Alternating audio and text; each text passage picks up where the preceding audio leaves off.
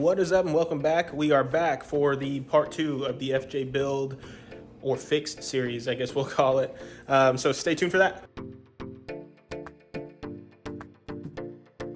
All right, guys, so this is the part 2 of the FJ series. So we are going to be installing a new antenna. We're going to be fixing that foot pedal, which by the way just fell off of my shelf right here in a gust of wind and it broke one of the tabs. I'm so disappointed that that just broke that easy. I'm trying to glue it and save it. We'll see if that works.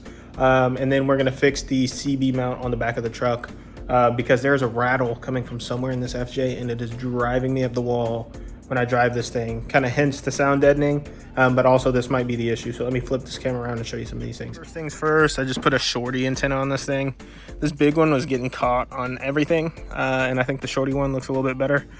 So that was easy. I just had to loosen this one with a pair of pliers to break it loose, and then it was just hand tight after that. So super simple to do. The next thing we'll talk about, let me set this antenna down, is the pedal, but the wind just blew this thing off and cracked this tab right here. So this was a $12 Amazon buy, wasn't an OEM one, but now I'm concerned if I put my foot back on that, if it's just gonna break off again. So we'll see, we'll try it. I got super glue on there. I saw something about baking soda and super glue as well makes a pretty strong bond, so we might try some of that as well, just to see if we can save this and not have wasted $12.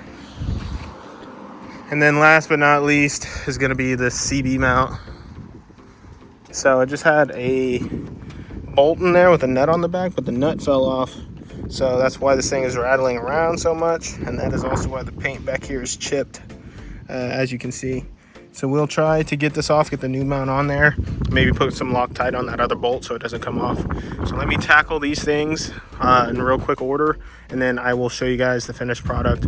This is simple, just one nut. That pedal just goes onto some plastic clips that are already down there. And then, like I said, the antenna was just a quick twist off. So let me knock out these other two, and then I'll show you guys the finished product on the FJ Cruiser before we move on to the diff drop. That is one more piece done. I got this bolt on here pretty tight. I did put blue Loctite on here, but you can see it was chewing up the seam pretty bad on that old bracket because that nut fell off. So this was bouncing around as I was driving. So I'm not sure if that is the rattle that I'm hearing, but that was definitely one of them. So I'll go back and clean this whole truck up. It's been sitting outside for a while. It needs to be cleaned. And next is going to be this foot pedal, but this was the peg that got blown off the counter, and when it hit the ground it broke. So I did super glue it. Not sure how long that thing is going to hold. These things do always break pretty easy, so we'll put it in there. If that doesn't work, I might try to use some baking soda and super glue. Apparently makes a pretty strong bond too, but this was the one that broke, so we'll see. I'll get it in there and then I'll show you guys. So we did get the pedal back in there. The piece immediately broke off the bottom. That's what this is right here. But we'll just rock with that for now and see how well it works. If it breaks, I'll just order another one. It's 12 bucks. So we'll see if we can get a little bit of money's worth out of it. All right, guys. Last but not least for today is going to be the diff drop. So let me get out the jack to support that diff while I unbolt it. But this one's pretty simple too. Ready to get after this diff drop. What we're going to do is be putting a spacer in between here and the frame of the truck. But to do that, let's talk through some sizes first. So I got a 22 for the bottom. There you go, 22. And then the wrench that goes on the nut on top of that, right up there, is a 19. But before I can do any of that, I got one skid plate to take off so I can support the diff with the jack right there.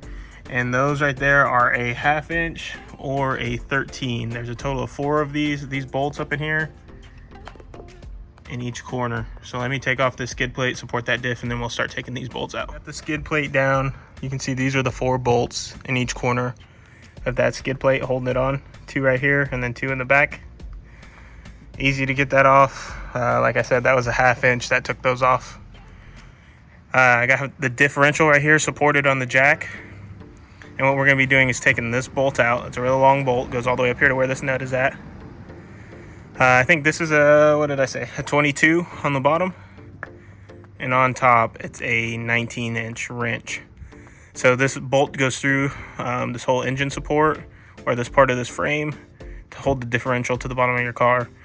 So we're doing it the cheap way. So we get a spacer lift or a spacer drop.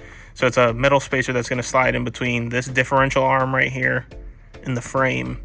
It's about a $50 part. This is the cheap way of doing it. The expensive way of doing it is this whole piece that goes all the way back. It's called your differential arm. And they make a diff arm replacement so that when you do that, it changes the angle on your CV boot. The angle on your CV boot, so you're not blowing out half shafts like I am right now. But it saves you the inch of drop you lose right here when you do a spacer drop like I'm about to do. So the controversial piece is, if you're going to spend all this money on a lift kit, why would you do a spacer diff drop? Because it lowers this whole piece down an inch. So technically you lose an inch of ground clearance by doing it the cheap way.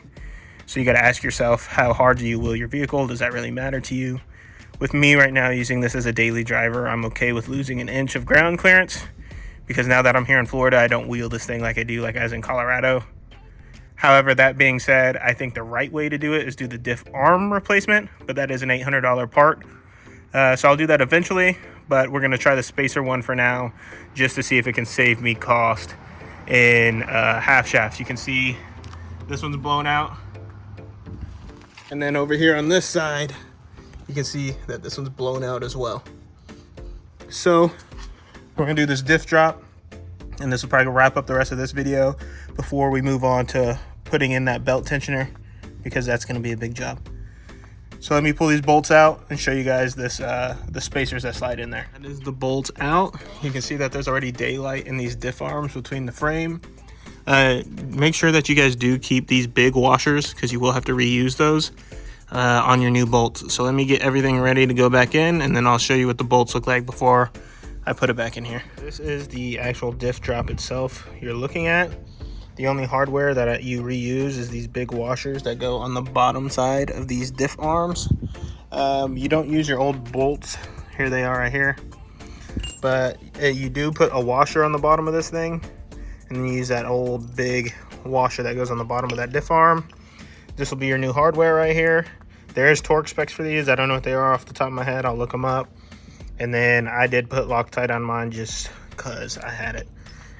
This other hardware right here you're looking at is for the skid plate. You need spacers on the skid plate now, because you're lowering those diff arms down a whole inch. So these spacers right here slide right in here. And that is a diff drop.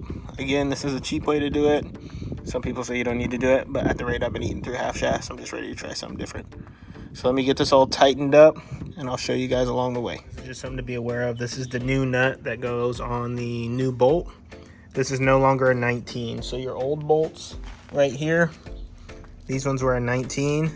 These new ones are a 22. So I had to go get my bigger wrenches out so I could get this 22 nut in there. And that is what a spacer diff drop looks like. So you can see you just add in this inch spacer right here, and it lowers this whole diff arm down to try to save you on your half shafts. So it brings your half shafts down a little bit to reduce this angle. This angle is why these boots are binding. We'll see if it corrects the issue. Just a cheap part to try to remedy this issue I've had for a long time. So I'm gonna finish this up and put it back together, and then we'll be down to the last few things. Okay, and just like that, we knocked out that spacer diff drop. Super simple to do, but I will be honest, from the front of the car, I do not love it. It was only an inch. It didn't sound like much, but seeing it from the front now, it is not aesthetically pleasing to me. So that's gonna lead me to do the diff arm replacement, just because I think that looks better, and I think that it is the right fix. Especially with spending all the money that we've spent on lift kits, I do not want to give inches back on the bottom, but because I don't wheel this thing a ton, that's why I was okay with this purchase for now, but it will be changing. But in this video, we knocked out the shorty antenna, diff drop, the broken pedal on the driver's side of the car, and we fixed that CB antenna mount. So for our next video, we're going to be doing the belt tensioner. We have the rear struts for the rear glass, and also 2 replacement pod lights and that is going to be in the part 3. So stay tuned for that. If you guys like this video, please hit that like and subscribe button at the bottom, and we'll catch you guys on the part 3.